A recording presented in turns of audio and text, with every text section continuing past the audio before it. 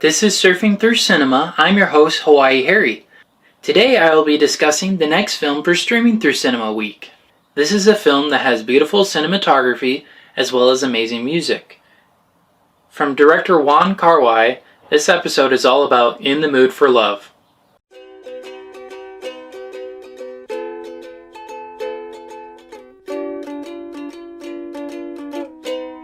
Okay, so some technical details about In the Mood for Love.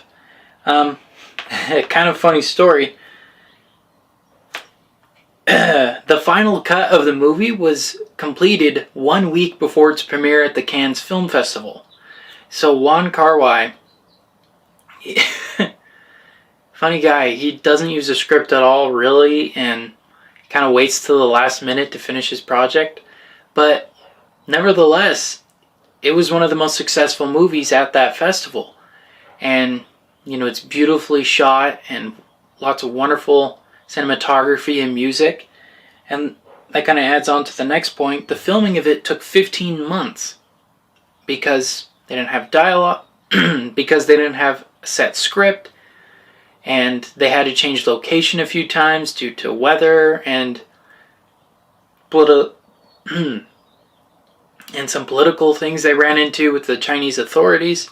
So this movie was a disaster of a project, yet the result of it is beautiful and fantastic. Most of the scenery and the dialogue was made up as they went along, which prolonged it to being 15 months. And when they tried filming it in Beijing first, but the Chinese authorities, they wanted a set script so they could determine if it was a good script or not for the Chinese government. But when they couldn't produce one, they kicked them out. And so as a result, they moved to Macau instead. And that's where they filmed the majority of it, with a couple scenes in Singapore and a couple other places. Alright, so those are the technical details I wanted to discuss. Now we'll get into the plot. So two couples, the Chows and the Chans, they move into an apartment right next door to each other. And this takes place in 1960s Hong Kong. And Mr. Chow and Mrs. Chan, they discover that their spouses are having affairs, and it turns out that the spouses are having affairs with each other. So what that means is their spouses are cheating on them with each other. And so they're absolutely devastated, and they start to get connected and reconcile with each other. Mr. Chow and Mrs. Chan, they realize that their spouses don't love them, and so they kind of become friends. And as time progresses, they get a little bit closer. But then they decide, close to the end of it, that they won't give in to their desires to be with each other.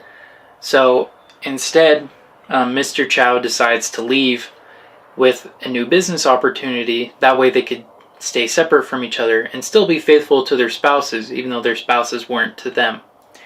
And it cuts to a couple years later. He's in Singapore, and he's now working at a publishing company out there.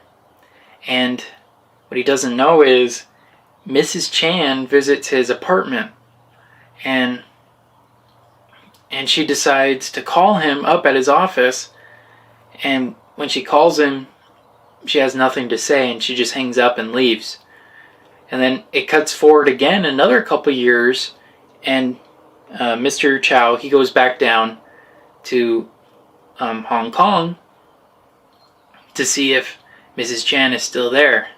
And he's told that they had moved on and that they weren't there anymore. But what he didn't realize was they're new tenants to the apartment, so they didn't know that Mrs. Chan was still there. And she was, and she looks out the window, and she misses him just in time. And then one of the last shots is Mr. Chow. He goes down to a Buddhist temple, and he whispers, and kind of backtrack a little bit. Earlier in the movie, he talks about how whenever someone had a deep secret, they would whisper it into a hole and then fill it up with mud and grass. And so So he goes down to a temple and does the same thing. And we don't hear what he says at all, so it just gives us the idea. Maybe he's talking about how he almost had an affair, and that was his deep secret. And then that's the end of it. Kind of on an ambiguous ending. Alright, so that's the plot for In the Mood for Love. I'm going to go on a break real quick, but first, here's a message from our sponsor. This podcast is brought to you by Anchor. If you haven't heard about Anchor, it's the easiest way to make a podcast. Here's how. It's totally free. There are tools that allow you to record and edit your podcast from your computer and even your cell phone. But that's not all. Anchor distributes your podcast for you so it can be heard on Spotify, Apple Podcasts, and many, many more. You could even make money from your podcast with no minimum listenership. Anchor is everything you need to make a complete podcast all in one small place. So go on and download the Anchor app or go to anchor.fm to get started today. Even though this is a presidential election, there are many more candidates on the ballot besides the president. Go to Ballot Ready for a nonpartisan guide to your entire ballot. From there, you could compare candidates based on stances on issues, biography, or endorsements, and then save your choices to use when you vote by mail or in the voting booth. You can even request your absentee ballot or make a plan to vote early or on election day. This election matters. Make sure you have a plan to vote, so go to ballotready.org and enter your address to make a plan to vote and vote informed. Okay, so now that we're back from our break, I'm going to get into some critical reviews and my personal reviews about In the Mood for Love. Okay, so on BBC's 100 Greatest Films of the 21st Century, this is number 2. And across the board, across the world, a lot of people really loved this movie for its beautiful, elaborate design and slow pace and music and cinematography. And so it totally makes sense why it's number 2. It's definitely one of the best movies of the 2000s and maybe of the 21st century. And then that kind of continues on to Rotten Tomatoes. It has a 90%. So the critics gave... then on Rotten Tomatoes, the critics gave it a 90%, and then the users gave it a 94%. So across the board, this is a really loved movie and really appreciated for its beautiful style and beautiful cinematography. And kind of as a fun thing, I found one of the very few negative reviews of it from USA Today, who gives it 50 out of 100. This will put most people in the mood for slumber. So this is definitely a unique, kind of slow-paced movie, and you see a lot of the same shots over and over again, so it can get a little repetitive and a little boring. So this is definitely more of a, I would say, a cinema fan or a cinephile movie. This is definitely not the average moviegoer type of thing. Definitely not a kid's movie. Not because it's raunchy or bad or anything, but because it's really slow and very hard for a kid to understand. Alright, so now we'll get into my personal views of it. I absolutely love the cinematography. The slow movement of it, especially when a key event happens, and that score comes on, Yumiji's theme, that comes on kind of over and over again, kind of letting the audience know a critical event is about to happen. And I loved the look of it and how they put it together. And even though they were kind of in a crummy part of town, it looked beautiful.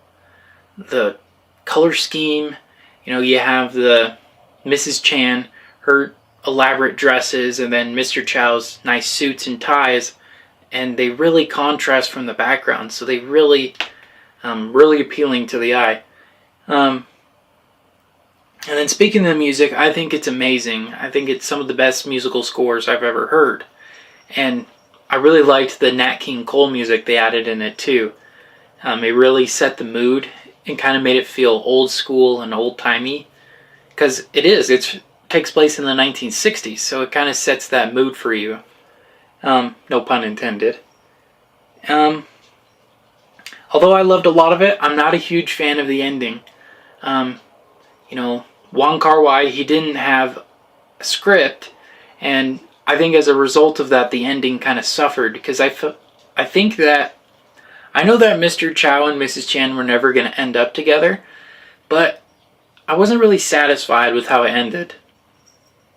It kind of felt on a high note, kind of really quick. And so I kind of wish the ending was a little bit better, a little bit different. I personally think it should have ended when she went to Singapore and then hung up the phone.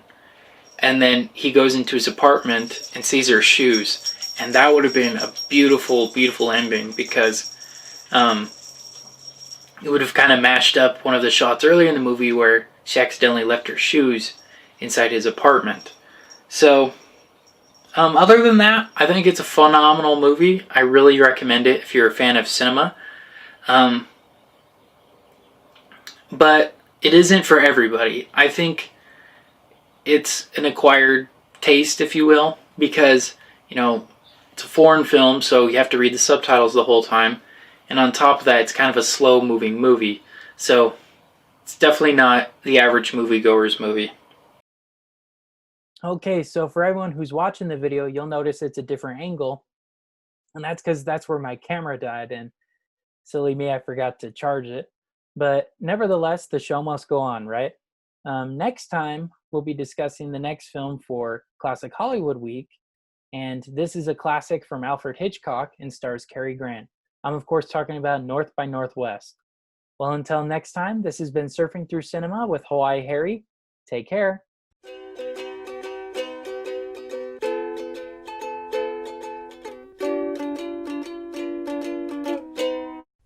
Thank you for listening to Surfing Through Cinema. Make sure to check us out on Facebook at Surfing Through Cinema with Hawaii Harry and on Instagram with Surfing Through Cinema. We also have a website, www.anchor.fm/Surfing Through Cinema, where you can learn more details on upcoming episodes and on past episodes.